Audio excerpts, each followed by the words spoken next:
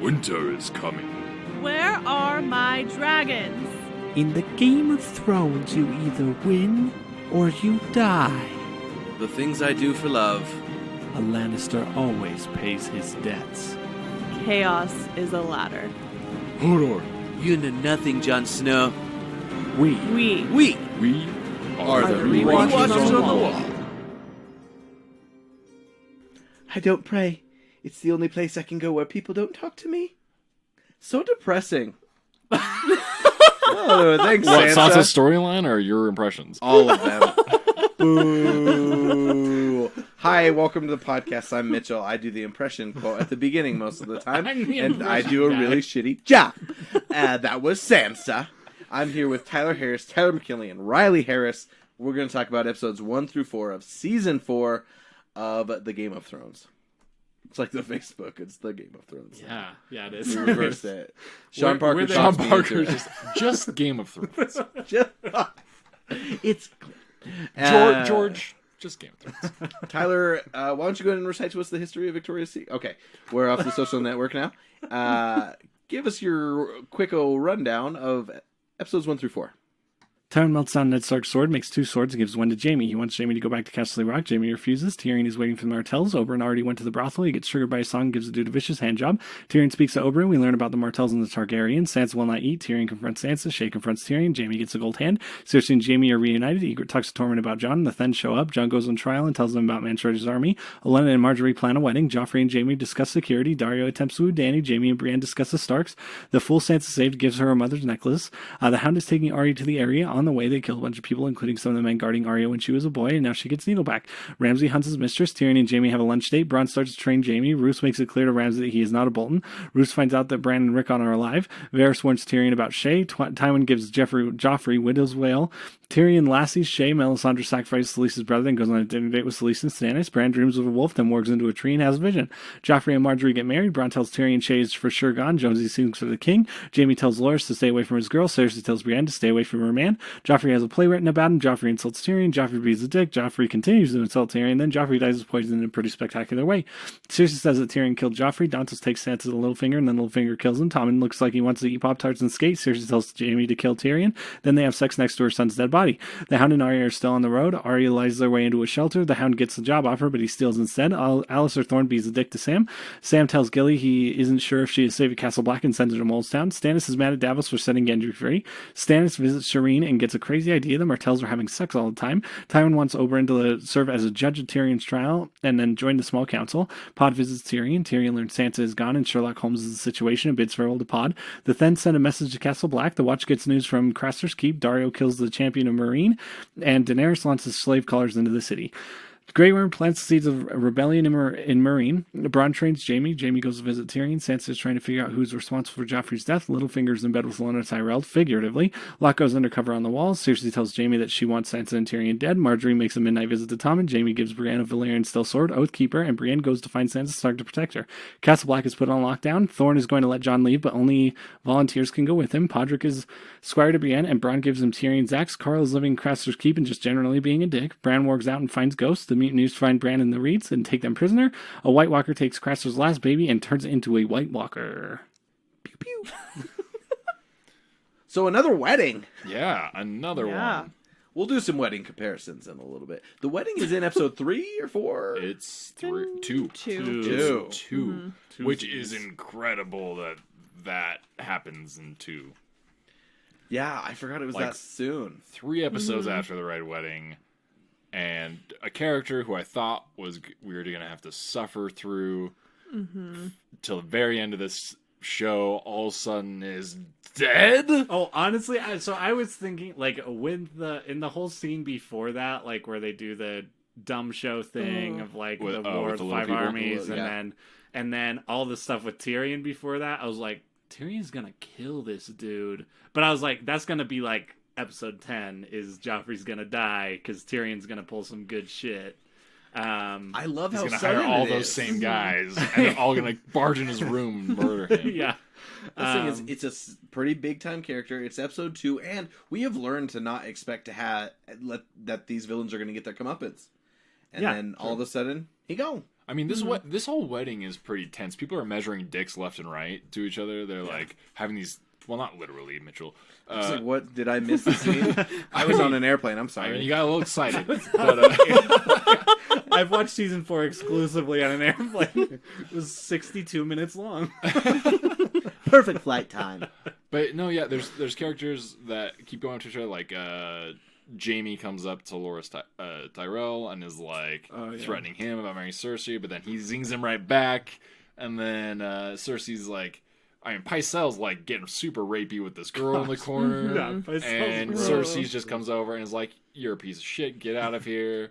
And then Oberyn is there with the Lannisters, and they're jabbing back and forth. There's a lot of tension at this wedding. Yeah. Oh, and then Brienne and Cersei, like, just a lot. Yeah. Let's go piece by piece here.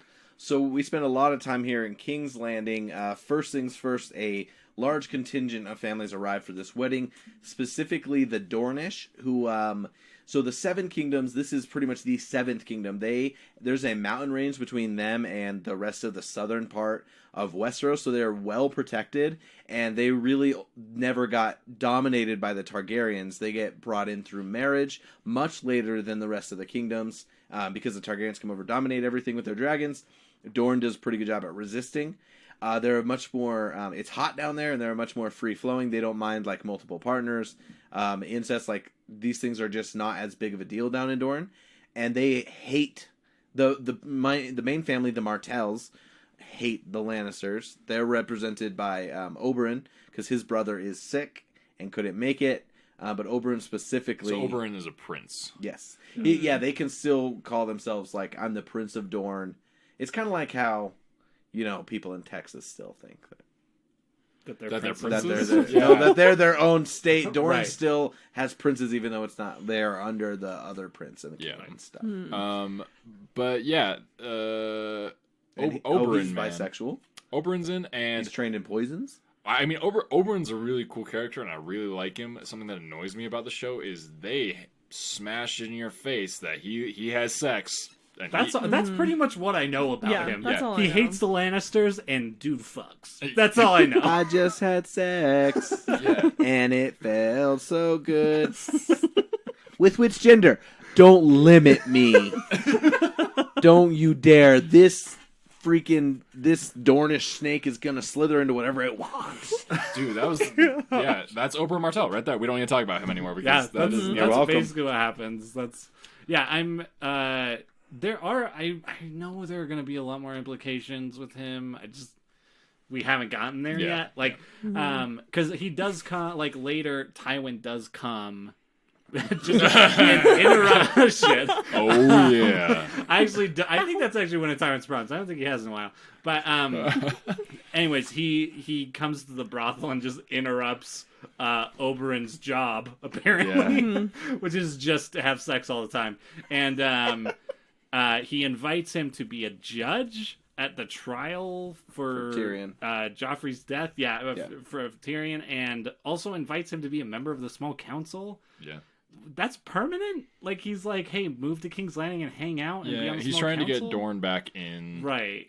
He sees it as an opportunity, which Tyrion talks about. He's like, leave it to my dad to find opportunity in a tragedy. And kind of because of the dragons, too, right? Right. Because they withstood that, and so they're good people to have. But yeah, that's kind of it. I'm interested to see where he goes. He brings like an interesting vibe to the show. I think he's a fun character. Yeah. Like just the fact that he's brash in a way that you don't see in King's Landing. Right. And I think the big thing to point out with his character in the episodes we've seen so far is that the reason he hates Lannisters is because during the conquering of the capital, during Robert's Rebellion, that the Mountain raped and murdered his sister, and killed their kids, and they're children. very young children. Mm-hmm. Yeah, and so and since Tywin was the commander of the Mountain, he blames Tywin and the Mountain, and so in that moment, Tywin offers him these things, he also says, and you help me out, and I'll give you essentially a shot at the Mountain. Yeah, he says, which is his own man. So he's definitely definitely playing the game to try and get the best resistance he can against distant fear of Daenerys Targaryen and her dragons. Yeah, for sure.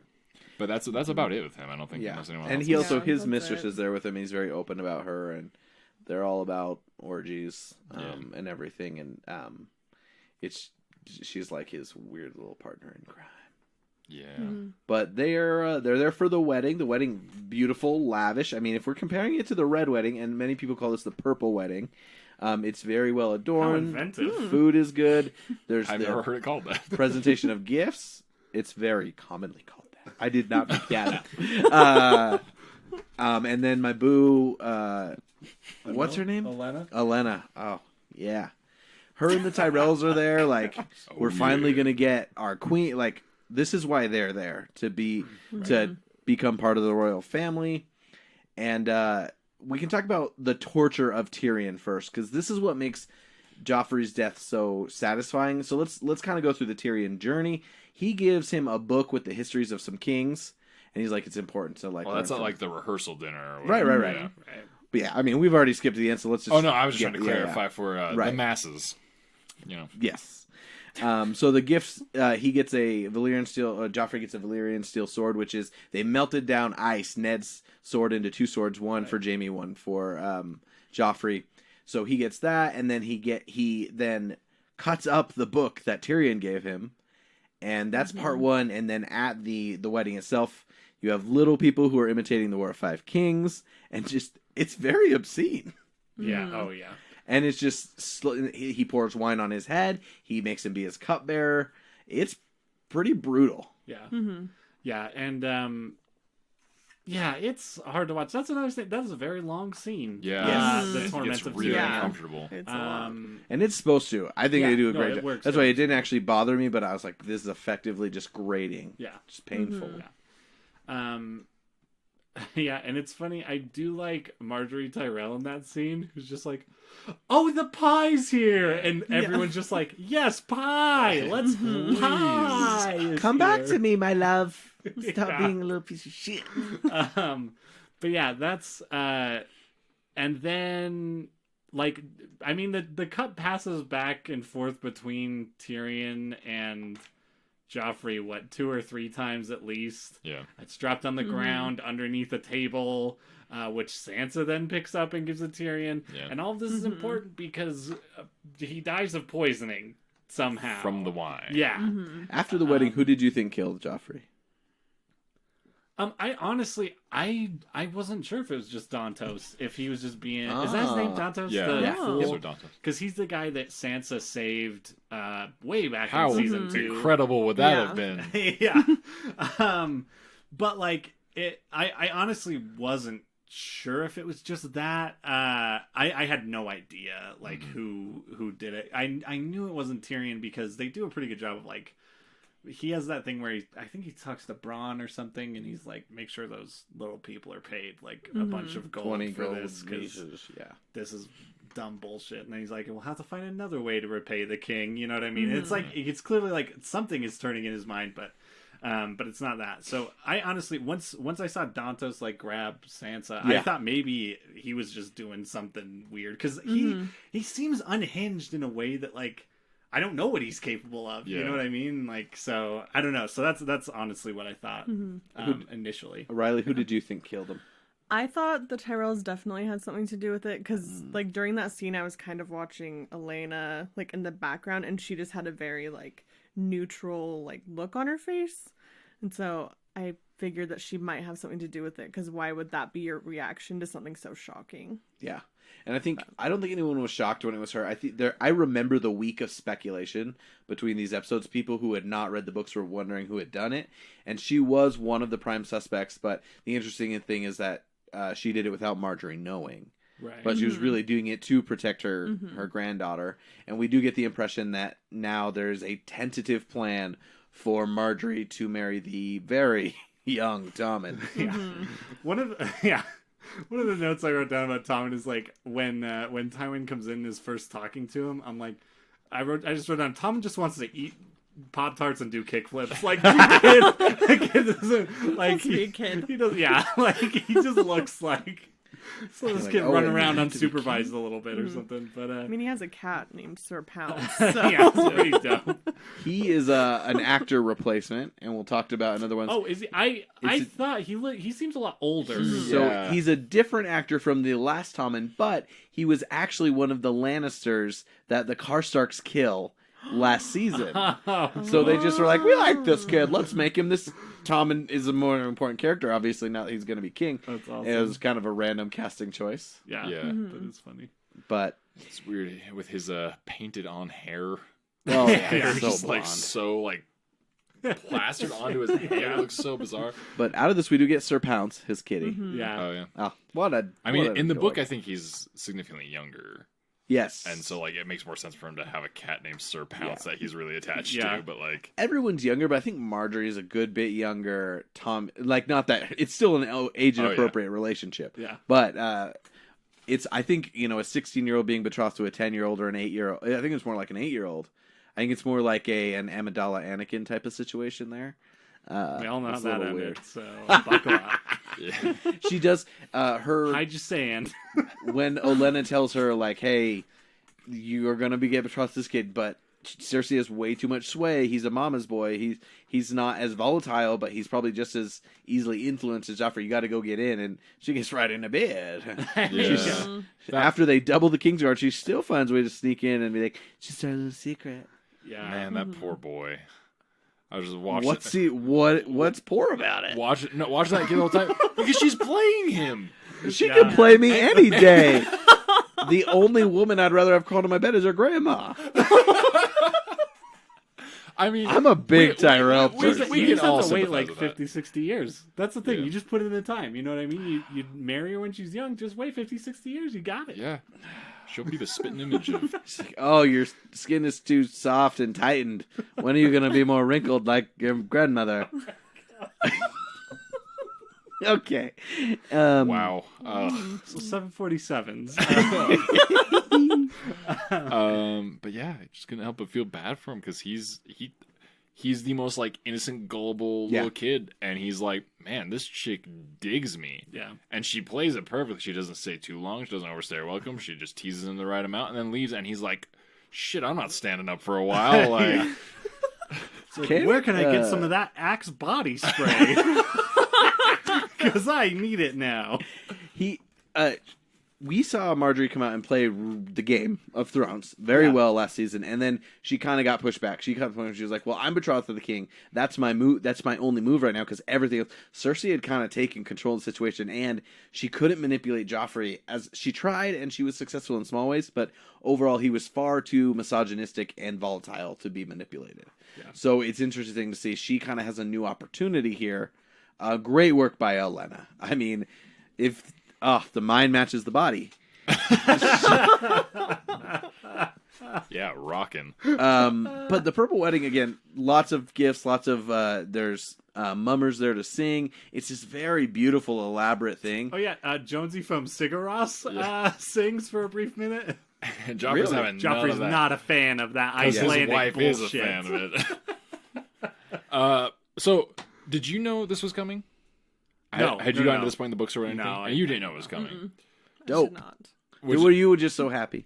Yeah, oh yeah. Hell yeah. I was the happiest I've ever been watching this show. What? So, my wife and I were discussing this, and for Katie, she's convinced, and she's like, "I'm glad that he died. I'm glad he suffered, but he didn't suffer enough for me." She's very much like he got off easy. Well, I don't know. What are your guys' thoughts on it? You think he got off easy? You think it was good enough for you? Just for my sake, I don't want to see him anymore. So as quick as we can get rid of him, I'm just, let's get him out of here. I mean, I would have loved to have watched, like, a bunch of whores shoot him with a crossbow. Yeah.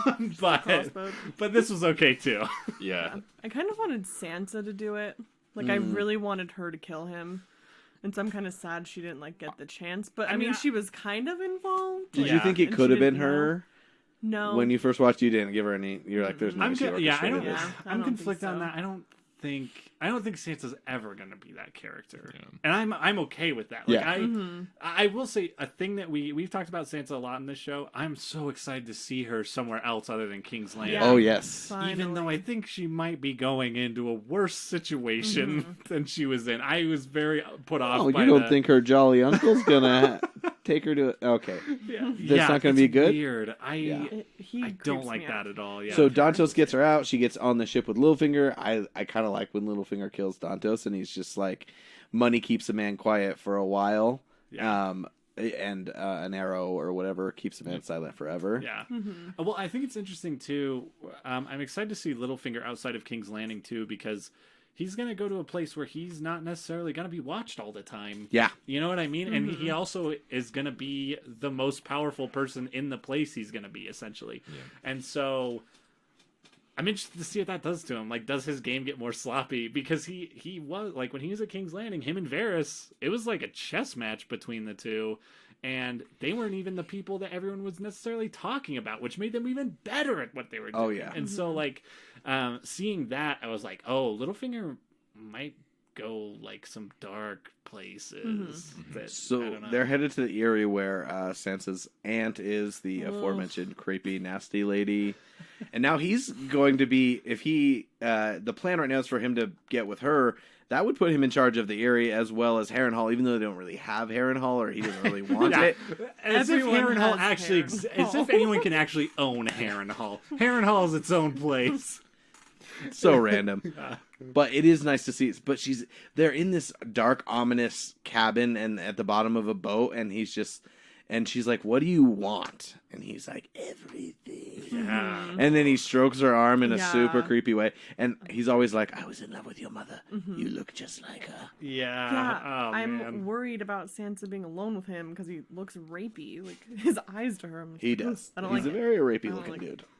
That's I was getting pretty happy with where Sansa was going, like with Tyrion, because I think that's just another like relationship that felt very like understated and like a situation neither of them wanted to be in, but there were like those moments where she might have realized he had some good. Yeah, and like when Tyrion, I think someone like makes a joke about Tyrion, he like repeats their names so he'll remember them or whatever. Yeah. And she's like, "What? So you can kill him?" And he's like, "What is wrong? I'm with not you?" Arya. Yeah.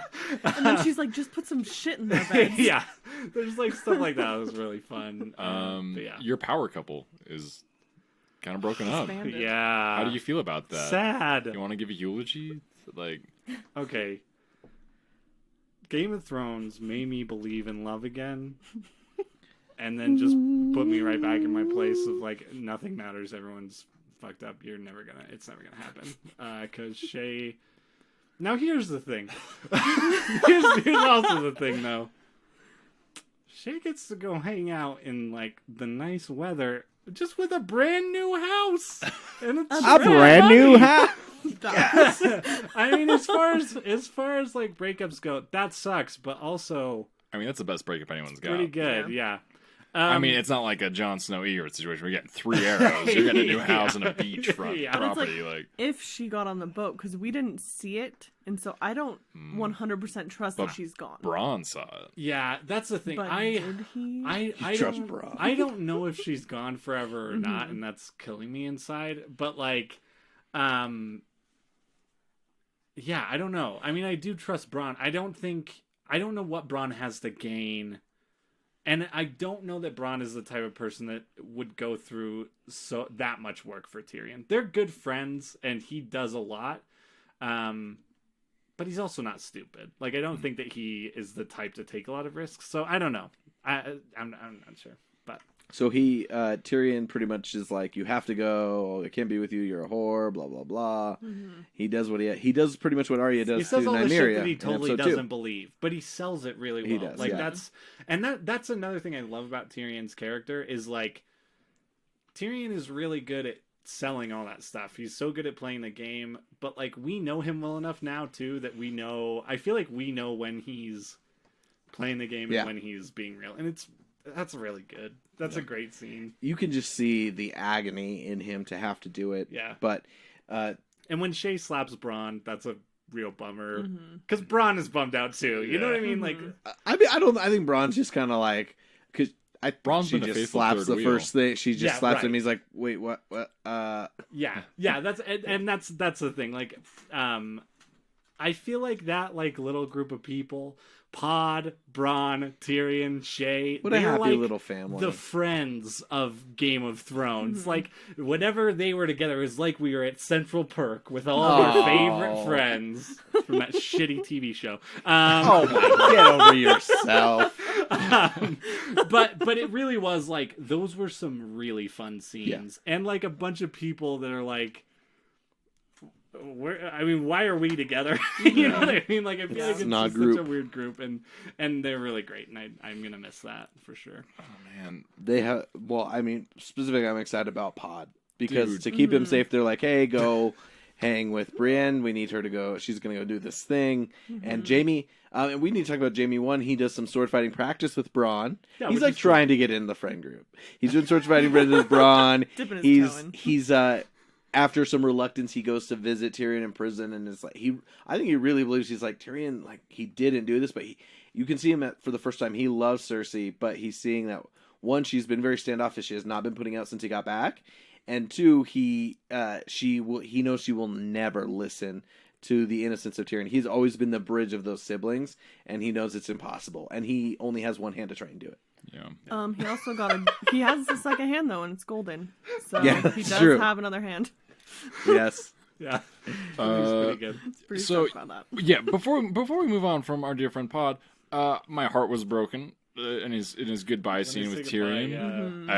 It crushed me, man, because Pod is in the few minutes he's had of screen time, he is so lovable, Yeah. and that relationship between him and Tyrion is so believable, and his loyalty to Tyrion is so I don't know, to not use the word believable again, palpable, and He gets offered a knighthood, or to be Sir a Podrick knighthood, Payne I if he think, if he'll betrays betray. him, And Tyrion is kind of like, betray me. I know you don't mean it, but you need to do this for your safety. They will either get it by attract. He says, I don't know, something about sweet honey, whatever. Like you'll attract more. Like they're gonna try and be nice at first, but then Right. they'll get what they need out of it. And by the way, this is one sequence. This is really fantastic in the books. What Tyrion goes through and the lengths that Cersei goes through to try and crush him. And she does the same thing to Sansa and Marjorie. That Marjorie has a ton of little girl cousins, which you don't really get the vibe of in the show, but she has almost like this little clique. And the way that Cersei tries to just destroy the people beneath her is incredible. And so we flip Tyrion's circumstances once again, and it's I look forward to every time he gets put in a new trap because I want to know what's going to happen. How is he going to react? Yeah. It's great. It's a bummer. Those are some of my favorite parts of the show. But I think that I'm hoping we're gonna see more of Pod now that he's with Brienne too. Yeah. I'm excited to kind of see how that goes. Brienne, who's been now charged to kind of continue her never-ending quest of saving the Stark girls, Chasing down the Serving Stark ghosts at this point. But Jaime has like this genuine, like he does save her. Like it is an important thing that he gets her away from all this. Yeah. Because one of my favorite parts of the wedding is Cersei goes up to her and she's like, "Are you in love with him?" And Brienne, who I know she has this affection, but I don't know if she really has that capability or that understanding of her feelings yet, doesn't answer. Right. I mean, we also know, I think Brienne has a history of like just developing extremely strong feelings for the people she is serving. She's good at commitment, bad for attachment. Right, and it's kind of insinuated that she had that for Renly. I don't know if it was as romantic as like it might be with Jaime. Stage 4 clinger. But yeah, I also don't think Brienne's ever dated. You know what I mean? I feel like it's kind of one of those things too. So like, but she is like this person.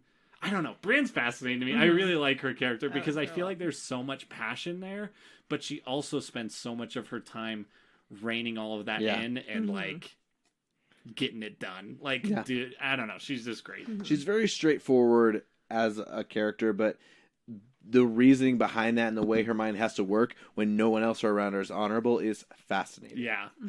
And we know honor, like, Which is cool because Bad her things and can Pod happen. are going to be together. Because Yeah. I think Pod is kind of one of those same guys. He's just super loyal to Tyrion. He does Oh, saves him at the battle. Like, he's awesome. So they're cool. I'm He's excited just to the see them sweetest. together. let's try and wrap up. If you guys can, I'm sure we've missed some King's Landing stuff. If you guys want to look through notes real quick and Yeah. see, make sure we cover it. Yeah.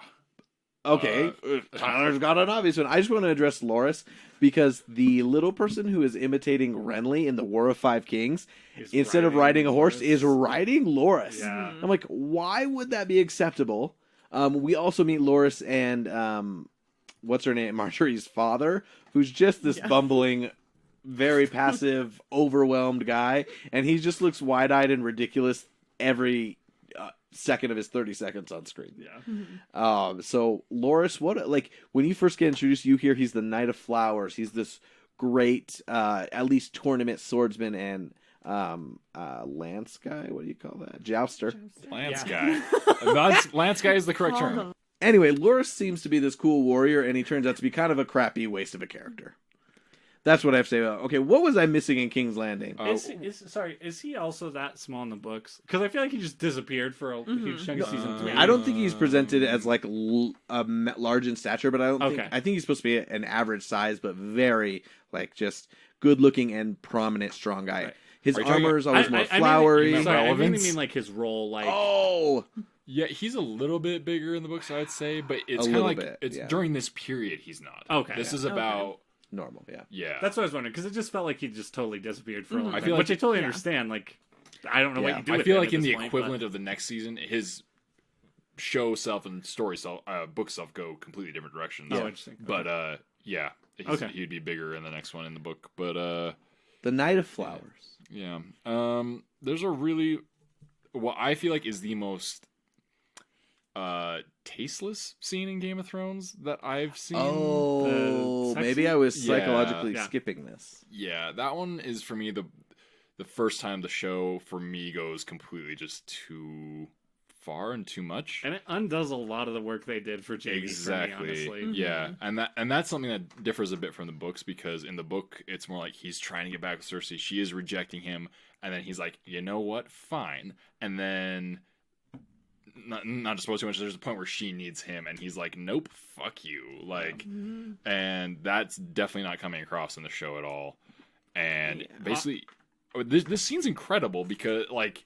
Incredible in a unbelievable sort of way because it starts out with Cersei and Tommen mourning over the body of Joffrey, their son and brother, and Tywin is like taking advantage of it immediately and is like trying to Just not hiding it at all. No. He's like, here's how you're gonna be king. You know what the key is? Listening to people who are older than you. Yeah. Guess how much older than you I am. Like, That's exactly it. And even to a point where Cersei's like, is this really the time? And he just completely ignores her and keeps going. Then physically like guides him out as he's talking to him and leads him away from his mother. Which I think that is a great part of the scene. Yeah. Then Jaime comes in, tells everyone to leave, and then tries to have sex with Cersei, which then He rapes turns into a rape over his dead son's body. yeah.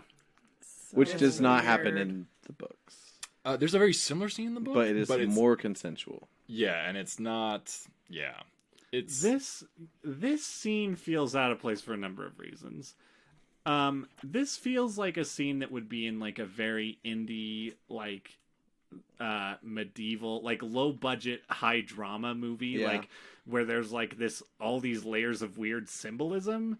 I don't know. It felt like one of those things where it's like maybe this works somewhere, but it does not work here. It no. felt so gross, and especially like with a character that you're starting, that you've done a complete 180 on with Jaime Lannister, at least like how I felt about him at the beginning of the show until now. Like I've completely flipped on him, and that was like, it hurts the things he does later in that episode and in the coming episodes, like his interactions with Brienne feel almost tainted at that point because you're like, I'm not buying this relationship anymore because it felt like everything we've gained to this point is now thrown out the window.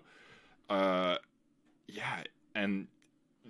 between Jaime and Cersei's relationship also throughout the remainder of these episodes that we've watched, it's almost like that if that is a choice you're going to make, that should hold more weight between them, which it doesn't. Yeah. Yeah, I mean, I will say, like, their relationship is weird, like, especially in the last few, like, since he's been back at King's Landing, it is kind of in a weird spot, and I don't necessarily like it. I don't like the stuff that's come before this anyways, but yeah, it's such a bizarre thing. It just feels like it comes out of left field. Yeah. And I'm not sure what meaningful work it does for this, you know what I mean? It's bizarre. Agreed. Yeah. Let's move on. Yeah. Yeah. Don't have sex next to your son's dead body. Yeah, I mean, don't have sex with your sister next to your... Yeah, don't do any of that. Don't rape your sister next to your dead son's body. There are a lot of sins. 5 layers. Yeah, both of you. It's in a church. In like the Septia Baylor. A church. It was such a beautiful place. So- that place is beautiful. They just ruined it. Yeah, sorry. Yeah, Anyways, that let's was move rough. on. Well, let's address Mitchell, some other please characters. get us out of All here. right. Get us out of King's Landing. Let's talk about Jon Mother freaking Snow. Yeah, okay. Let's do it. What's he up to up at the wall? He is saying, "Hey, we got to go kill the mutiny guys at Craster's Keep because they could tell the wildlings. I told the wildlings we have 1,000 men. We really have 100. They might spill the beans, and we get the just the nastiest looking dude who's ruling this roost right now, and they're all raping Craster's wives and just hanging out around there. They for some reason still have Ghost alive in a cage, and Bran and company are alive nearby, so that'll kind of come in. But so that's we kind of have 3 pieces of geography that are going to merge. But the first thing is that Sir Alistair Thorne, who Jon hates, is in charge right now, and with him, I don't know if this is really told well in the show, but this guy who used to run the Gold Cloaks at King's Landing, and he had to take the black because of Tyrion's nice chess move, is now up there and has found himself as his right-hand man. I can't remember his name right now. Janos Slynt. Janos Slynt. That's right. And so they are just douching up, and the only thing kind of holding them back from completely kind of wrecking things is the fact that they do respect Maester Aemon, who is still alive and saying, hey, this is how things need to go. But with Mormont dead, he is now kind of running things, and he freaking hates Jon. He hates Gilly being there, and so Jon is kind of stuck between a rock and a hard place right now. Yeah. But he does some cool stuff, like his. Oh yeah, you're warming up to him. You had a very anti-Jon stance in the middle of season 3. We didn't talk about it last. I think the last 2 episodes were finally had like Jon Snow moments where it was like when he chooses made to big leave the moves, wildlings. I feel like you feel his character development pay off of what he's gone through with the wildlings. He comes back a different person. Yeah. He has crossed the threshold of the wall and come back and gained something. Yeah. And you see it in his confidence, just even where he was kind of whatever confidence he had before was a snobby, bratish confidence. Yeah. Whereas this feels just like, I don't care, man, because I'm tired and I've gone through some shit. Yeah, and it feels like the confidence of a guy who's finally gotten laid. Yay! Maybe that's the bigger threshold. I don't know. But I totally agree. Like, I think, like this, when he goes before, like, the little mini council of discipline. Because he broke his vows. He tells them, he's like, way up front. I went to Pound Town, not in Mole's Town, with a ginger. I went to Pound Town with a ginger. But, like, that, like, you see his confidence there, and then also he just kind of automatically steps into this leadership, this unofficial leadership role. Well, yeah, he starts teaching them sword fighting, trying to, like, help them understand how to fight a little bit better. Go ahead. Oh, yeah, but, like, and then his big thing is that going to Craster's Keep, he basically can go, but no one's going to be forced to go with him. Like, people just have to volunteer if they want to help, and who the hell wants to go to Craster's Keep at this point? But he does, like, there are a lot of people who volunteer because he gives kind of this rousing speech, and he's like, they killed our dad, basically. You know, he's talking about Mormont, and he's like, we need to go, like, this is not only vengeance in that way, but it's also kind of to save us, like, or to protect us at least. And he gets a bunch of people to go. I will say, the thing that we haven't mentioned, one of the notable people that is at the wall now is Locke from the Boltons, because Roose Bolton has found out from his bastard when he was torturing Theon, he found out that Bran and Rickon are still alive. Yeah. He tells Roose Bolton, which is a big wrench in the works of everything Roose Bolton is doing right now. So he has basically promised just $1 million essentially to anyone who can find the Stark boys. And so Locke is like undercover, which is such a bizarre. Yeah, and he hasn't said the words, which he even kind of mentions. Like, he hasn't officially. like he's gone up there, but he has not officially joined yet. Yeah.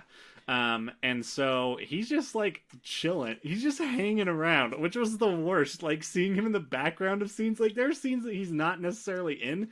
That he's just like hanging out in the Night's Watch. And it's like, well, it's so unnerving and gross. He's a creepy looking. But yeah, so that's like a big thing. That's crazy. I don't know. I'm excited to see kind of that stuff play out too. But yeah, I like the Jon Snow stuff. I'm excited to see. And you see like his friends, Gren and Pip, who really did not like him at the beginning. Sam has always been behind him. They volunteer. A bunch of other guys volunteer, and they're ready to go. So this is the first time we've seen Jon put some things together. Yeah. Because we've seen Stoic Jon go through a bunch of stuff, and now he's kind of like, I need to proactively do something. And he's also under the thumb of Alistair Thorne right now, and so I like the direction he's moving in. Yeah, and they're also going to fight Carl Tanner, who is the crassest man in the world, apparently. Yeah. Gosh. It's like uncomfortable. It's so weird. I mean, like the whole scenario is uncomfortable. Him like narrating everything almost makes it worse. Yeah. And he's drinking out of the skull of Mormont. And for some reason that like that disgusted me more than I feel like. I mean, other things in the show should have disgusted me more than that, but for some reason that just felt like an interior, like, I don't know, evolutionary boundary as me as a human being being like, you do not do that. Like, you know what killed me about it is like, I was like, oh, that's convenient. It's like just a cup. But when he drinks out of it, it's just like spilling out of the back, like leaking out of the back. Like it's gross. They do a good job of like selling that. And we'll get to the cannibals, but if I had an enemy and I killed the enemy, I would totally drink out of his skull. I'd clean it. Oh my god! The things Mitchell admits to on this show. If we're in a savage world like this, and you get the satisfaction of killing someone, dude, don't send Mitchell to Westworld. Holy shit! Wait, it's not. I feel like everything you say like pushes you further down a path and onto some list that the FBI is keeping.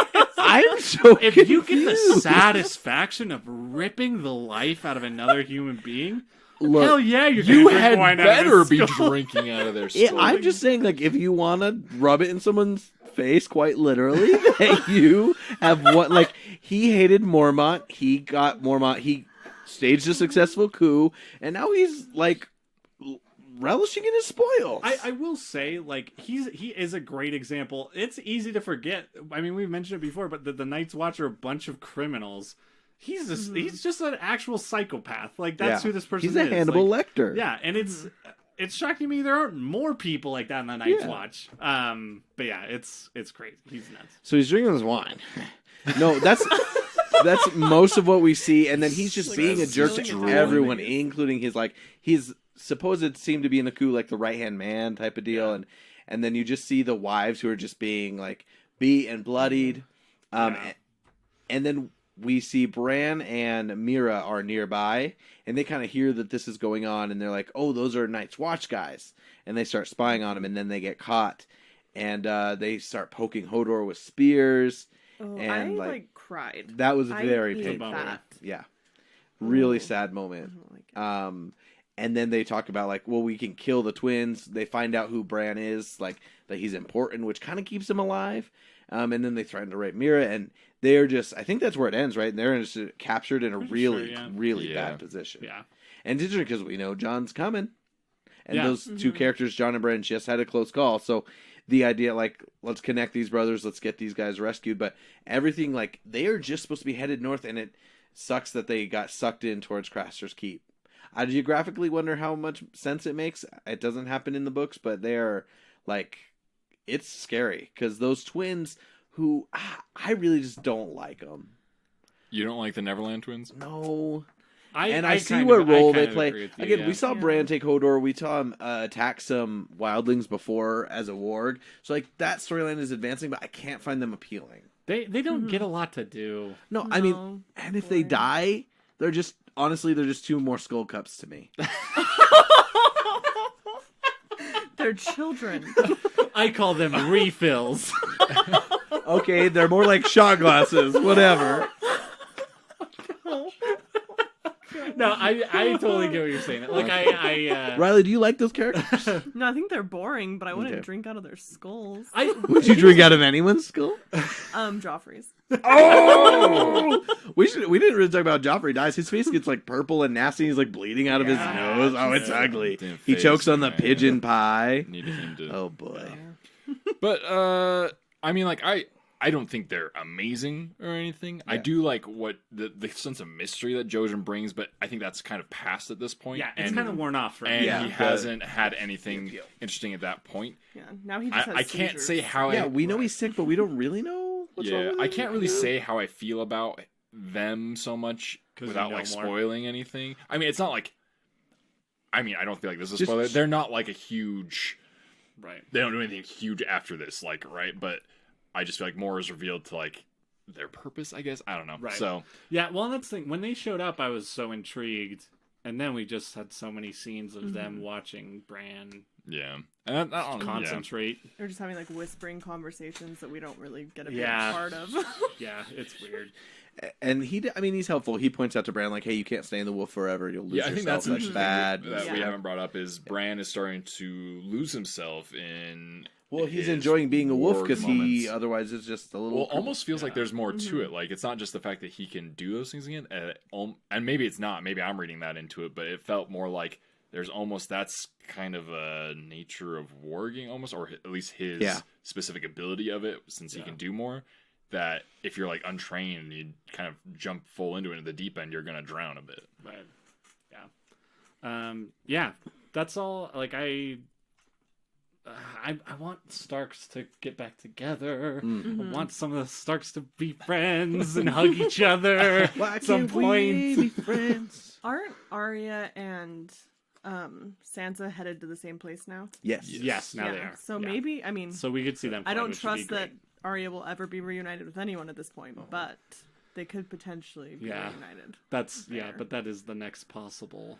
But let's go to Arya first. Just Sam and Gilly. Sam takes Gilly to Molestown and has her work in a whorehouse as a cleaner and cooker and a nanny. Yeah. And they're like, "Well, Which is she could make some safer. money. I'll share the money with you if you would let me whore her out." And he's like, "No, just Yes, go." I wrote down Yeah. Sam almost becomes a pimp.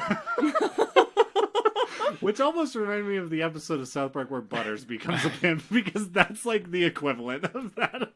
I imagine that the only way Sam becomes a pimp is completely accidentally, and he doesn't realize it for months until someone's like, "You're a pimp, dude." And he's No, like, "Holy shit, I'm a Exactly. pimp." All I could think about was 3 seasons down the line. You see Sam walking, and he's like, "Sam needs a sword, you punk ass bitch."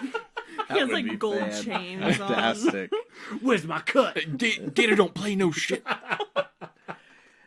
These two might have my favorite relationship in the show now. Arya and the Hound? Is that what you're talking about? No, sorry, Sam and Gilly. Okay. And Gilly is like, "Don't you want me here?" And I wish he would have said, "Of course I want you here, but for your safety you have to go." But instead he just says, "I want you to be safe." Yeah. And he's worried about the Night Watch that raping scene her. where they like flirt, Yeah, it's where yeah. she's like, "Do you think about me?" And he's like, "What?" Yeah, it's kind of good. And it's weird because They're, like, all gutting social chickens. norms of that world are lost on her. Right. So that might not Yeah. even be like a big step for her to like try and get that information. I was like, "Do you like me? You want to bang this?" Like, Yeah. I like how he is explaining the history of something to her, and she's like, "You learn that from marks on a page." I thought that was a great way to Yeah. represent. They're like they're not even letters and words to her; they are just markings. She like calls him a wizard because he can retain that knowledge. You're He's a wizard. amazed. well, and earlier in the show, he does mention like he's like, "I just wanted to be a wizard." Yeah. Oh And yeah, so like that's a big moment for him because like she sees me of like what I want to be. Like, big pimpin'. All right, let's go to Arya and the Hound. Yeah, let's Yes. do it. I love them. Do you love them? Yes. Riley, take us to the Yeah. the prairie. Well, I don't Kind of where they're at, don't you I didn't think? get the reference, but There's no reference. Oh, I thought it was they're like- freaking walking through a prairie. It feels like. I misunderstood the lack of reference. Oh, Well, there also is a little house on this prairie. yeah, there is. There and is. they just and there's a Have a dog good in it. I'm pretty time sure the there. hound. So yeah. So, they're kind of on their way again after they kill those dudes. What? at the end of season 3. The Boltons that they Oh, The gotcha. guys they kill. Before I was ahead of myself. So they come across some like Douchebags. King's Watch, whatever. Yeah. King's Watch? That's not a thing. No, but Whatever they're they- What they Lannister are. men. Yeah, they're Lannister men. dudes. Yeah. And Arya recognizes one of them because he's the one that took her sword and he still has it. And she's like, I need to get that back. My brother gave that to me. Like, and I feel like at this point, that's the one thing. She's like, I just need something from my family because she's lost like everything. And so they go in there. The Hound pretends like he is just like her keeper essentially. And the guy that she recognizes comes up and he knows who the Hound is. And so they start talking, and then the Hound has my favorite line. I didn't write it down because I can't get myself to say the words. But Is Well, it he's- are you he's talking about quite- claiming the swords line? He has or- quite a no, few it was lines like in this whole thing. when he kept like asking for more chickens, and he's like, if you keep saying things, I'm gonna ask for every like fucking chicken in this place or Yeah. whatever. And I That is- like died. I was like, yes. Oh yeah. That whole conversation's amazingly written, I feel like. Yeah, And the it's tension so good. is so great because he basically is like, if I hear any more words come out of your cunt mouth, I'm gonna have to eat Yeah. every That's what he chicken said. in this room. And I'm like, holy shit! And then he's like, So He's good. like, are you gonna die for some chickens? He's like, someone's going to. And you're like, oh my Yeah. god! Oh, so He good. just Sounds doesn't cool. care. And then, I mean, a fight breaks out, and then Arya gets to kill that guy just how he killed her Okay, yeah. friend. The fact that It she was reenacts amazing. the Yes. entire scene is Like- pretty. That's some theatricality. That's commitment to theatricality I can get behind. That's some good shit. Like- All I could think about was Emperor's New Groove when Kronk's like, that's kind of like what you said to, or he said to you. And he's like, it's called a cruel irony. It's so good because right as you see him like realize who she is, she just Yeah. like stabs him like in the bottom of his jaw. Like, oh, it's the exact same way he brutal. stabbed Mommy. It's like a super I brutal. will say, watching, because she stabs another guy with a different sword, Mm-hmm. and like the way Arya stabs people is extremely slow and with almost no effort. It's kind of She just like the eases worst. her body weight Yeah. into them, which would be the most painful way to get shanked. Yeah. Yeah. But yeah, I don't know. But She's so her body, Bad. They her take body everyone count down. is climbing after this rapidly. and she's for her. enjoying it because she's just getting Yeah. like She's into her it. sweet revenge, and I feel like the Hound kind of sees that, and I think that's why he's becoming like more fond of her because I think he sees himself in her. He's Yeah, like, I oh, kind she of likes think- yeah, killing people. I can see Sweet, that. we can hang out. Yeah, which Yeah. is what Be we the best do. of friends. Like Yeah, a lot of they're what just there's. best friends now. This is basically the road trip portion of Game of Thrones. Is Yeah. them, There's like, always like we had Jamie and Brienne kind of road tripping last, and, Yeah. now and she was like, I want my own horse. And he's like, I don't want you to run away. I need your money. And then after they leave that, he's like, all right, you can have your Yeah, own she horse. has her own horse. And then they run across a nice father-daughter farming family, and Arya, with a great lying, is just like, this is my dad. He fought in the war. He's kind of an asshole. They feed him, and he's like, hey, do you want to work for me? This would be a nice life. Did you believe for 1 second that he was going to... No, he's not gonna work on a farm. Not even for a second. That guy, his favorite line is "fuck the king." He's not gonna work for. He's not basically gonna be like, "Yeah, you can be my king now, farmer." You weak farmer. Yeah.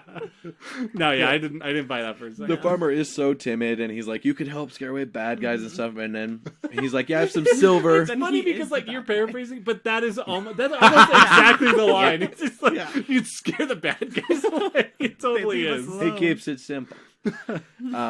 But instead, he finds out he has silver. He gets the silver, and he doesn't kill them, to his credit. Yeah. But he tells her, he's like, it doesn't really matter what I do to them. And it's funny because he did say, everyone has to have a moral line of some sort. And she was like, you don't steal. He's like, no, I do, but whatever.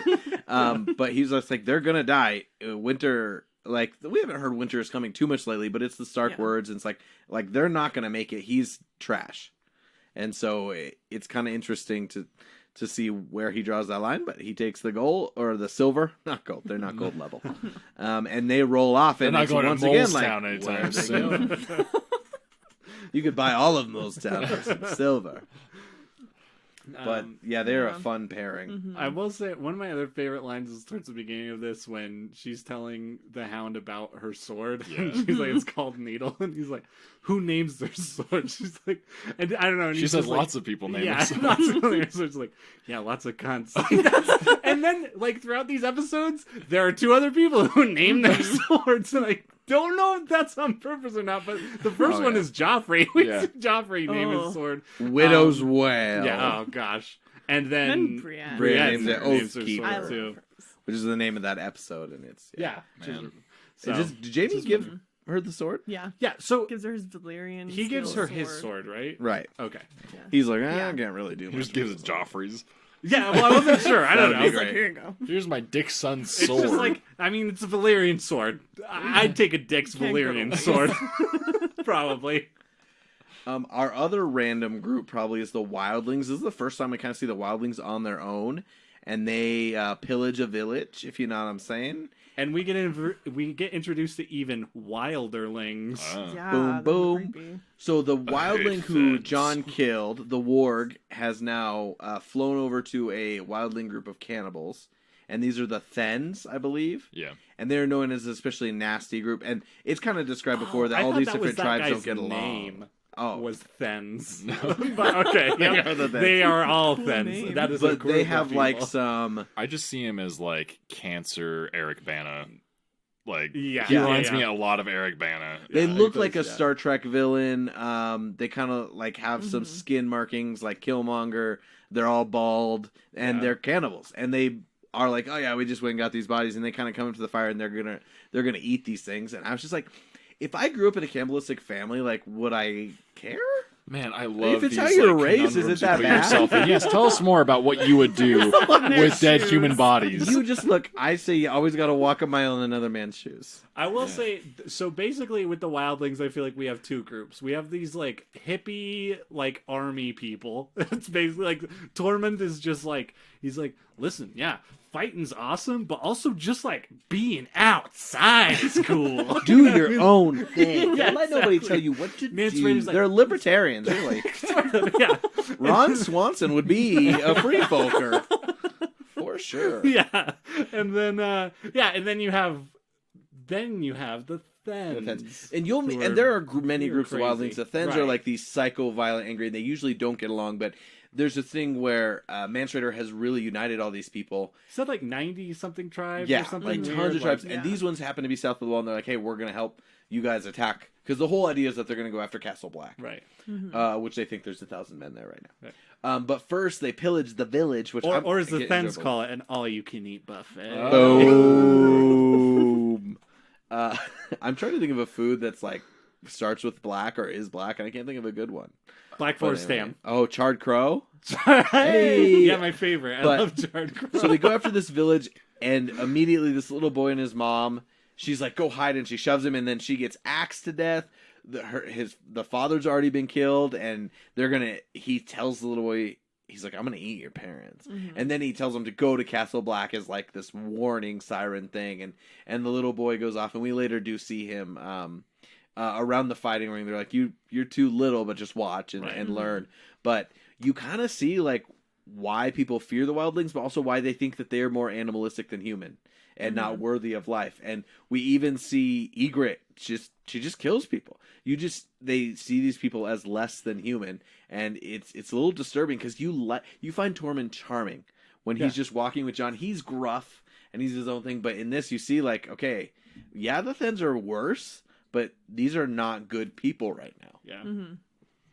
But love the gingers. Yeah. I mean, I do. But It's true, yeah. Yeah.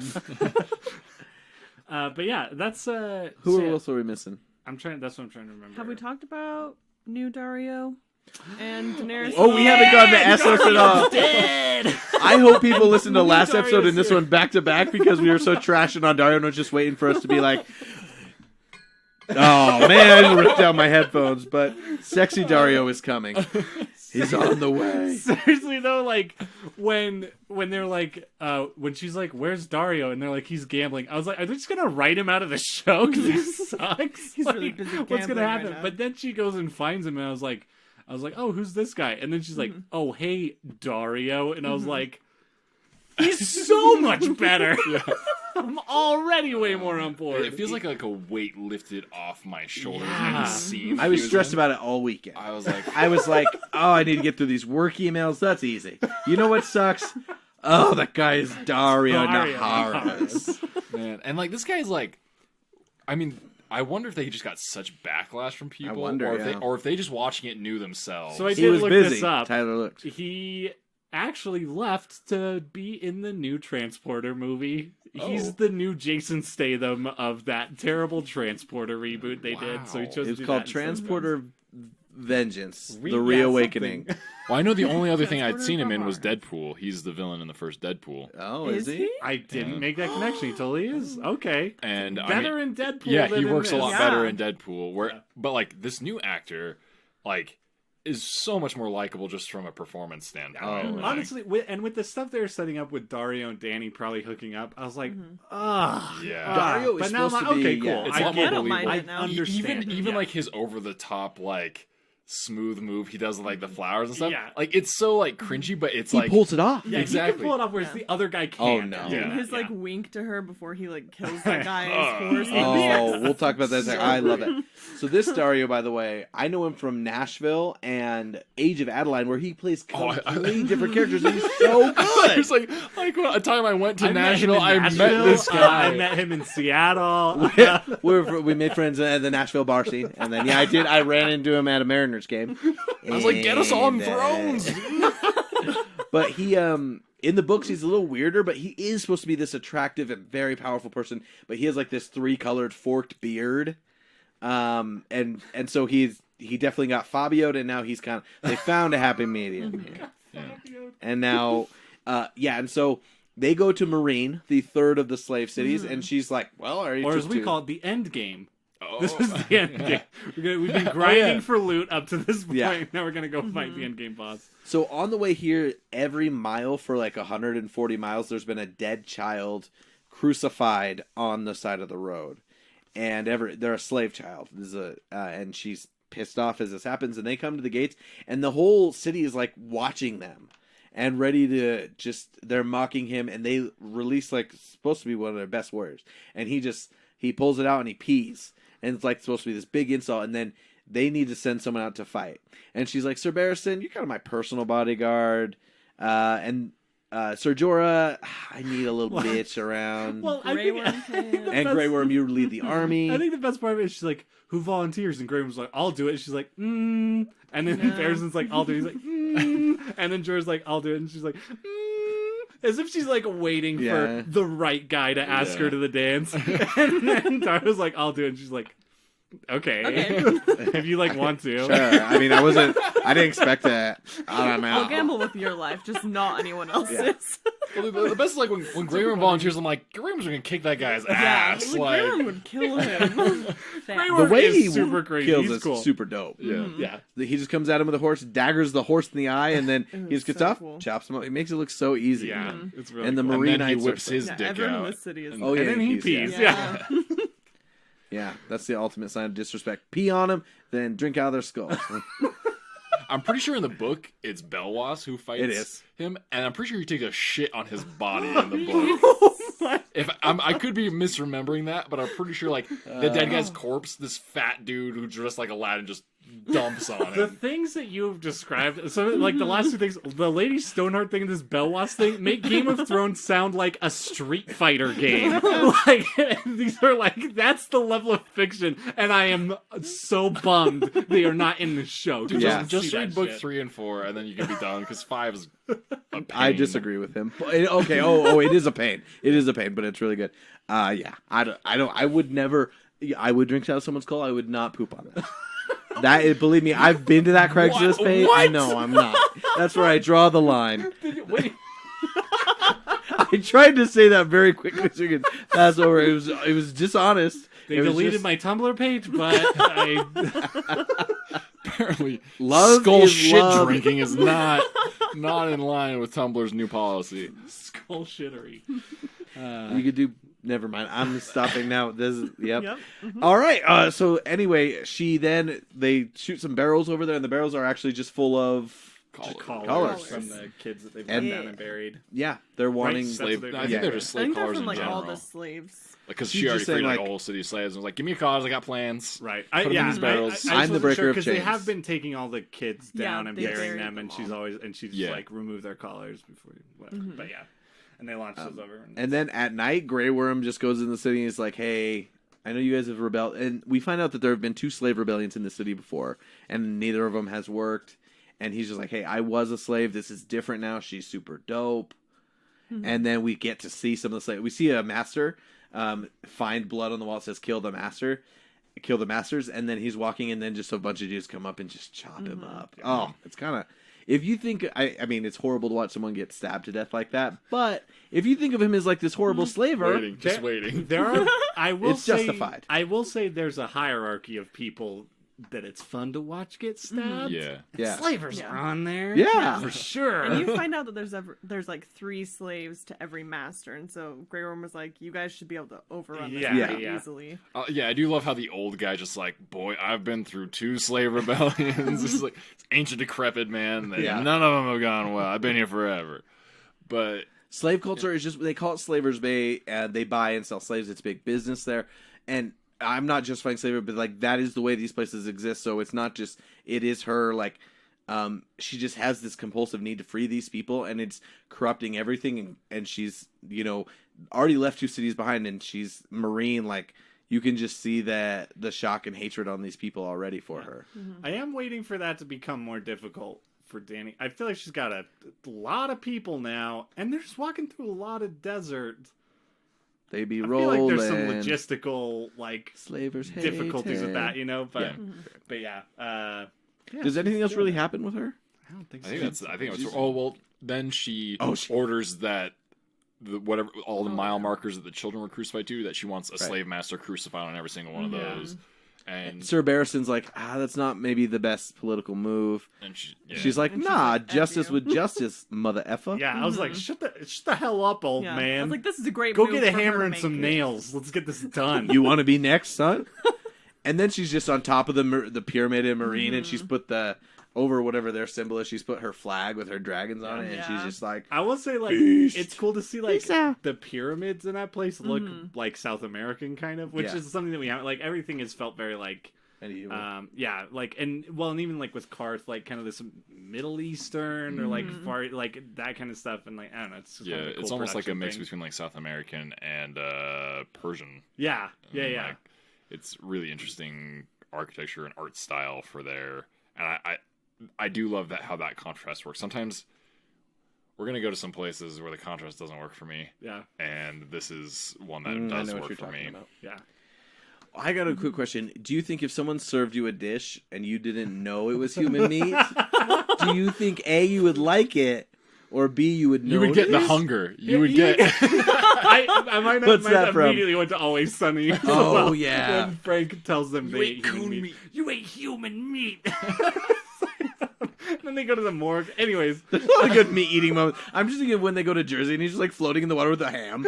Oh boy. rum ham. Anyway, that's amazing. I don't know why we came back to here's the cannibalism. I was thing. just curious. You guys don't know. I mean, it might be okay. Humans are meat. If you had to. If I didn't know if it was just served to me, I like a lot of meats. Yeah. It probably would be Well, fine. I've heard that like I don't know where I even heard this, if it's accurate information or not. I heard that like kind of your brain as a human being, since it is kind of dangerous to do, there are risks involved with doing that.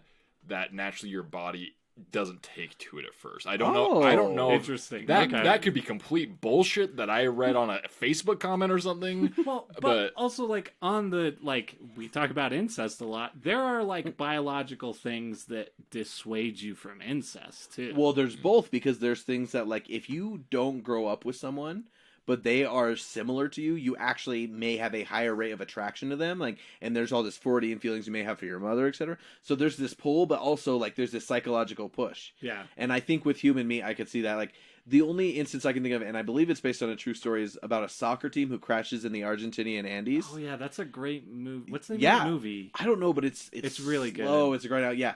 I saw it about 5 years ago, I want to say, and I think they actually remade it at one point too. But they just you see him like it's almost I think they try and eat leather.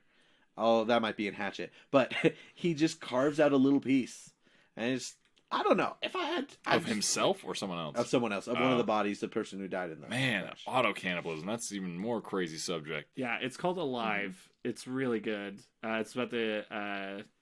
Is that it? Maybe not. Hold on. It might be. Yeah, no, this is it. Yeah, it's called Alive. Is from 1993. It's a really good movie. It's crazy. That story's insane. But... Anyway, okay, we can talk about something different now. Yeah, I'm sorry. What storylines are we missing? Because I do want to. It's interesting because like we don't have Rob anymore. We don't have Catelyn anymore. We don't really get much of Sansa beyond she goes on the boat.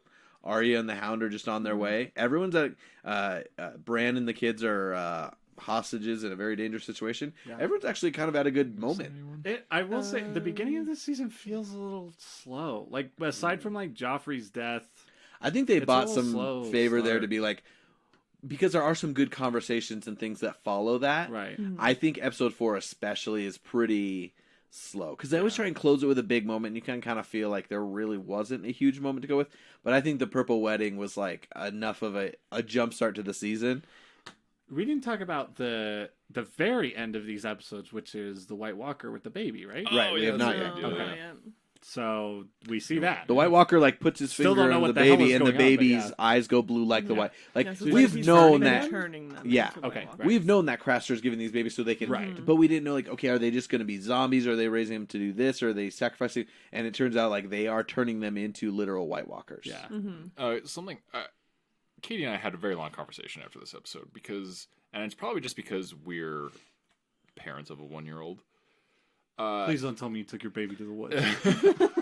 We don't know where Max is right the now. White Walker. He's not where we left him in the snow. There were footprints up to it. Anyway, no, we were like, man, so they turned this baby into a White Walker. What's raising a White Walker baby like?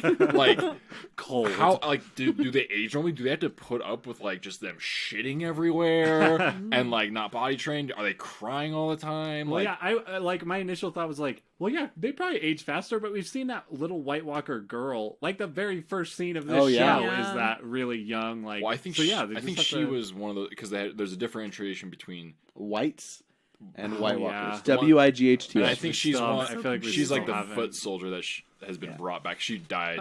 Oh, okay. So I'm still frustrated by that because it doesn't feel clear to me at all. It's not. The way they tangentially are like, we're going to touch on White Walkers real quick for the first 4 seasons. It's frustrating.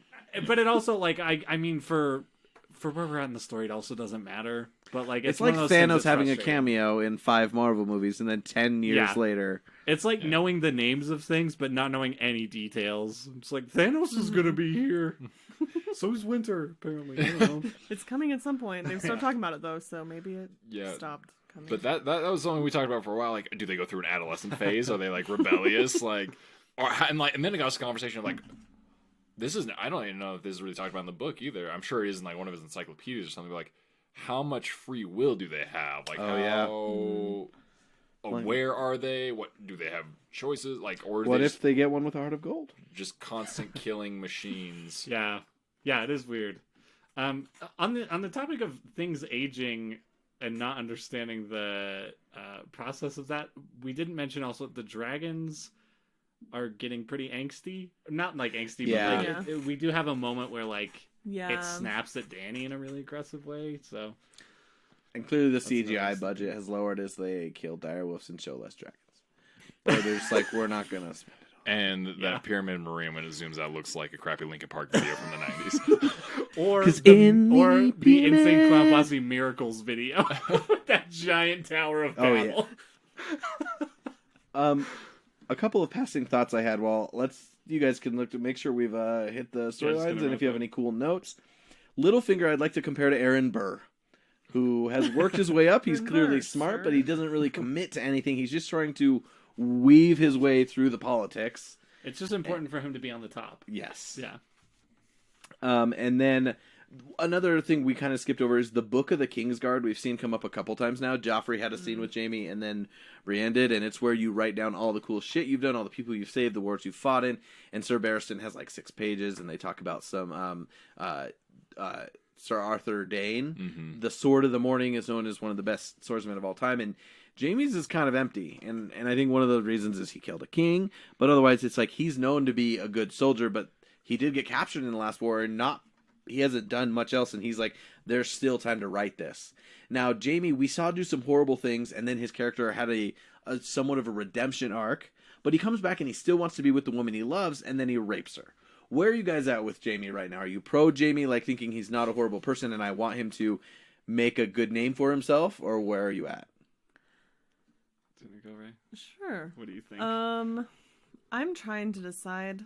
I'm like back to deciding whether I like him or not. Because I want to like him and I want to believe that he's going to be better and continue his like progression. But that scene with Cersei really like ruined it for me, I think. But then he just acted like normal after that. And so that weirds me out a lot. Yeah, it undoes a lot of that goodwill for me. I don't really know. I'm kind of bummed. But it's just intriguing how much more deep and interesting and dynamic he is compared to after season 1 and 2. Well, and because also the stuff with Tyrion right now, like he is kind of that. Oh yeah, he's like probably the only person that would fight for Tyrion at this point. Yeah. And that scene was good. I liked that, and his stuff with Bronn I like. Like there's so much with Jaime I like, but yeah, that seriously stuff's a huge bummer. It worked honestly better for me the first time I watched it because like. That scene, once it started, I was like, well, I don't want to watch it. Because, like... Yeah, if you know what's coming, yeah. I don't know, man. Like, I can't watch Clockwork Orange. I can't do rape scenes. It's hard for me to watch. I can't even watch the Cosby Show anymore. I'm serious. Like, Bill Cosby, same thing. I agree, Tons of redeemable, positive things he put out in the world, and it's like, it's kind of ruined by rape. It makes sense. It just caught me off guard. But yeah, no, so I, like, skipped over it, even though I technically knew what happened. Since I didn't really see it, it didn't have as much of an effect on me, so I was able to enjoy those later scenes more. This time, since we're talking about it more, I'm like, well, I better watch it, so if there's anything weird that happens here, well, weirder than what's happening, I'll know what happened. And so this was my first time actually viewing that whole scene, and I was like, man. It's bad. Like, it's really bad. From almost every angle that you, like, from a writing angle, from a production angle, as far as the way that's shot, for how much time they dedicate to it, for the character, like, it doesn't make sense. It just doesn't make sense. Yeah, it doesn't work in the bigger picture. That's, I'm not saying, like, rape is ever okay, and it should almost never be depicted, but there's times when it's like, this affects a character in this way, and this is why it matters to the story. This does not feel like it fits, or it motivates, or it works. Well, when Sansa almost gets raped earlier in the show, that is a hard scene to watch. Yeah. But it also taught you something about the Hound. Like, I feel like it developed and, like... moved the story forward. And it also, like, highlighted how shitty Sansa's life is constantly. This one just, I don't know, it doesn't really connect to anything in my mind in any meaningful way. Like, I can make it connect to the idea of their relationship being so bizarre and messed up, because I really do think their relationship is messed up, not just because of the incest side of it, but because I don't think Cersei's capable of having a healthy relationship. I don't think any of them are, any of the Lannisters. Why do Tyrion is the closest. Why do you think Cersei doesn't embrace Jaime when he gets back as her partner again? It's not, because we know she doesn't care about breaking rules, but what is emotionally stopping her? I mean, she's getting some from her little cousin, apparently. I mean, I think she's got serious abandonment issues, too. Like, she says that. She's like, you didn't come back fast enough. Like, that's like... Oh, yeah. I honestly feel like that's... Yeah. I honestly feel like that's just... She's irrational. That type of person, yeah. That's the thing that is crazy to me about Cersei, is she is so smart. It's almost like sometimes she consciously makes decisions to be really dumb. Like, the way she's going after Tyrion is very dumb. Like, it is, I don't know. And I mean, that has to do with the death of her child and stuff too, but that's kind of been a theme throughout this. Like, she is smart, but now that Tywin's here, she makes real dumb decisions. And it's not that she's a brat. stupid. Yeah. She's been put back. It's funny because she's smart, but she's also been put back in that same psychological Yeah. spot I'm sure she grew up in. Yeah, true. So I this won't be a spoiler because they don't do it in the show. They do in the book, and I think this is a big part of her character. And I don't know how much this plays into how they're interpreting it in the show with her relation, how she reacts to Jaime returning. She has always felt like she's the most capable of the Lannister children. Yeah. And that she should have been born the man, and that just the way their culture is of the roles of men and women in this show, she feels kind of cheated on her opportunities that her talents would be good at. Yeah. And so she's kind of, and in the book it's a little highlighted more that she kind of, I don't know, has this hatred towards men because she feels that they're wasting their opportunities where she would do better. And so there's this hatred towards them to the point where there's a scene where I can't even remember when it is, if it's during the wedding or whatever. It might even be after. There's some woman character, I don't even remember her name, who's like becomes her friend. She's a noblewoman from like far away, and they bang. And it's a very descriptive sex scene, and it's actually one that I feel like is needed. It does a good job for the character because in that scene she takes like kind of the role as a man. She kind of behaves sexually like a man, or at least the stereotype of a man should behave sexually. And I feel like that's very revealing for her character in the book, and really that's how I've kind of seen it in this play out with Jaime, of just like she's had an opportunity to be on her own without him and realize I can be what I want to be without him, and I've been more without him than I was with him. Yeah. And this man is just now going to slow me down of being what I can be. Yeah. Which probably mentioned Jaime kind of gets offered Castle Rock as well. And the Lancers are kind of playing by their own rules. Generally, once you're in a Kingsguard, you're in a Kingsguard. You don't get married. You don't take... it's not exactly like the Night's Watch, but you're not supposed to, like... You kind of, like, lose your claim to some things as an heir. And he's like, I would rather be in Kingsguard, and I can just be here with you. And she kind of rejects him in that manner early on. But that I just think, like, the power dynamic and the idea that Tyrion wants Casterly Rock and they would rather break a centuries-old rule and give it to Jaime than allow Tyrion to do it is interesting. I think my last thought was who closes an episode is very interesting, and I'm kind of forgetting sometimes because we're watching these in chunks. But Dany does a good job. She closes season 1. She has the Misa closing, where just like, and frankly, she has another this season, and it's just, who would you rather have a bigger cliffhanger, or is there someone that you are most in that you think has the strongest scenes and should close this show? Because there is no main character at this point. So I always think, what storyline opens, what pattern are we going in, and why, and who gets... I think of it as like, when I used to watch American Idol in the first few seasons, I was like, they always put one of the best singers last.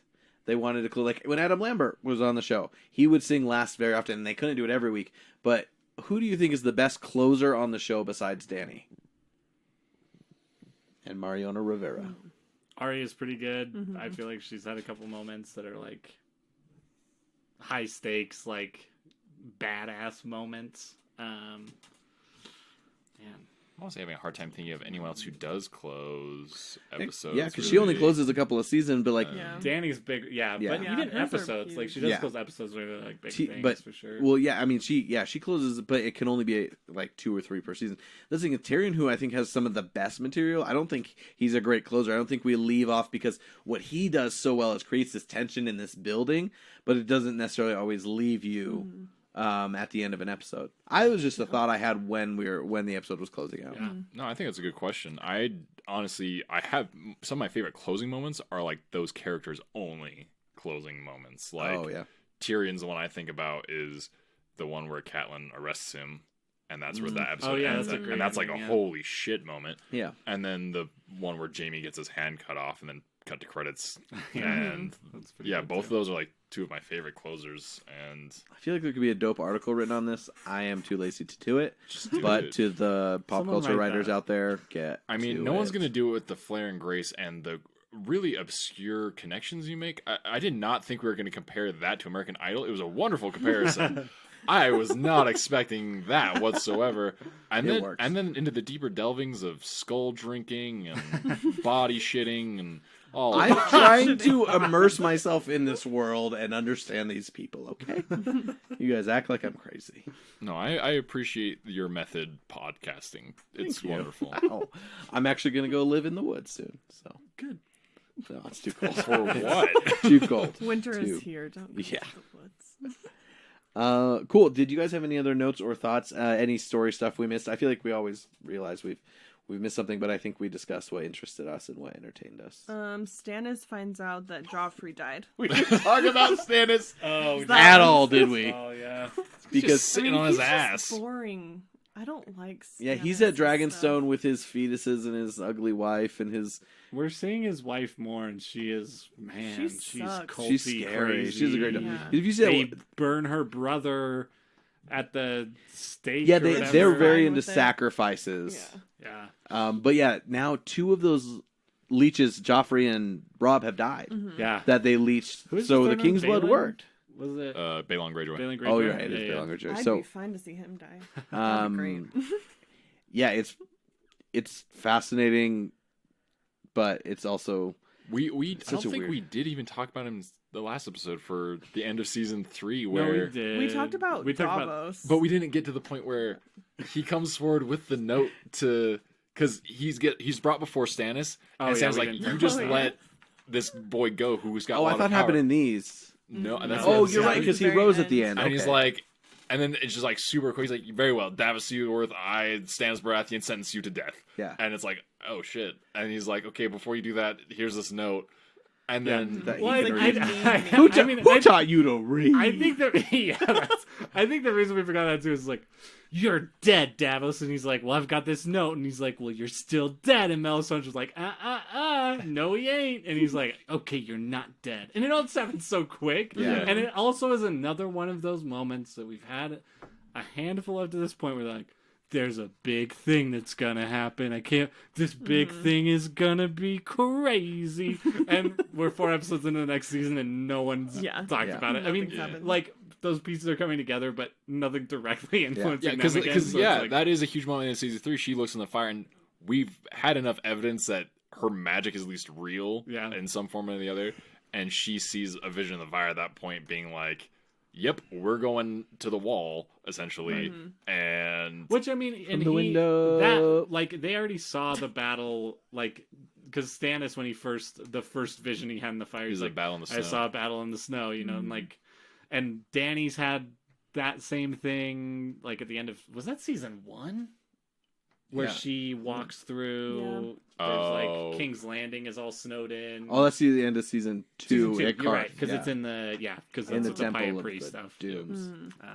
But yeah, so it's another one of those things. I think that I honestly think I forgot about it just because it's more of that we haven't that hasn't like come to fruition yet. So I'm like, okay, so we're getting more hints at They're that. definitely I remember thinking, oh, these storylines slog, or being like, wow, they didn't make it that far from season 1 to whatever. And now I'm watching, I'm like, I'm much more interested in these in between steps. But I definitely am like, oh, I thought this would move so much faster, and it didn't, and it works for the story. But it's actually surprising if you look back and you're like, oh, like, frankly, did you think you'd be 4 seasons in and she had to made a step towards Westeros? You know, because that's her whole goal. Seriously, yeah. One more, we didn't talk about Theon and and Ramsay. Ramsay, they send a girl running through the woods, and him and his what's her name? It's the girl from the whole castration scene. Yeah, right? it is. Oh, it's the other same girl. Oh, girls? I Yeah, knew it's one of them is his friend. Is the girl who is kind of by his side a couple times. Yeah. Who is shooting with him, and I didn't know the other girl was that girl, but he kind of claims that it's a very petty reason that it's the most dangerous game. He loves to chase people down and kill them, and Reek is following him with his hands hogtied. And do we have to call him Reek? It's I just in have the it. book. His titles that used to be Theon are now titled as so, Reek. well, it's the Okay. opposite of I mean, the. that's good for a book. I just can't do it. So in the don't show, want you don't know who is torturing him. In the book, I believe there's a couple chapters where it's just Reek. You actually don't know he's Theon. Oh, that's fucked. Yeah, it's messed up. But the more interesting scene, though, and the reason that I call him Reek is because Ramsey and Roose are talking, and he's kind of chastising him for something, but he wants to show how much control he has, and he just has him shave him with a very sharp blade, and he's just talking shit the whole time. And it's like, if this... And that's also when he finds out, that's when they tell him Yeah. Rob is dead, too, yeah. Yeah, if he was And still... that they did it, essentially. Like, Yeah. Lord Bolton, like, stabbed him. And if there's a time you're going to slit someone's throat, there it is, and he has so much control. He has broken Theon so badly that he can shave him and just be his manservant without repercussion. It's scary, honestly. It's one of the more disturbing things that happens. Yeah. But you see that father-son Bolton dynamic where he's like, you're a Snow. You're not my son. You don't have rights to this. He's like, but you put me in charge and I did this good thing. And that is a father-son dynamic that is bordering on insanity. But cruel and interesting. Yeah. Yeah, I mean, because he also kind of ends that scene with being like, if you take some men and go get this place, you'll be part of the family for reals. Yeah, he kind of infers it. Yeah. All right, any other questions, comments, concerns, thoughts, tomatoes, rutabaga? Also, we do find out explicitly, we didn't mention this, but the Tyrells, Olenna Tyrell is involved. Yes. And Littlefinger was involved in the assassination of Joffrey. And Marjorie was not. And Marjorie was Marjorie was shocked. I think we kind of touched on that. I just wanted to We explain. did, yeah. Which is interesting because they didn't consummate their marriage, so it didn't. Marjorie's technically not the queen, which is an interesting choice for them to make that move. She asked, she's like, "Am I still queen?" This is twice now. But you know what? Third time's a charm. Hymen's intact. Let's see what happens. Oh, I mean, and we did learn about your true love's skills in her younger years. My sister was gonna marry him, but the night before the wedding, I went to his bed. The next morning, he could barely walk. But there's only one thing he wanted. What a conversation to have with your grandmother. I know. I'd be like, Grandma, I don't want to hear it. I was really good at sex, and girl, you are better than I am. Yeah, that was weird. It would be, yeah. Family dynamics are weird. Yep. There's some weird family dynamics. I was like, could I ever be far removed enough from my grandparents to be like, you can talk about this thing? Nope. Yeah. No. Couldn't do it. All right. Yeah. Well, that was episodes 1 through 4 of season 4 of the Game of Thrones. Thanks for joining us. I'm Mitchell Marshall with Tyler Harris, Tyler McKinley, and Riley Harris. We'll be back with episodes 5 through 8. I did it. Yeah. Next time. Come back. Bye. Bye. So long. Farewell. No. Auf Wiedersehen, Valar Morghulis.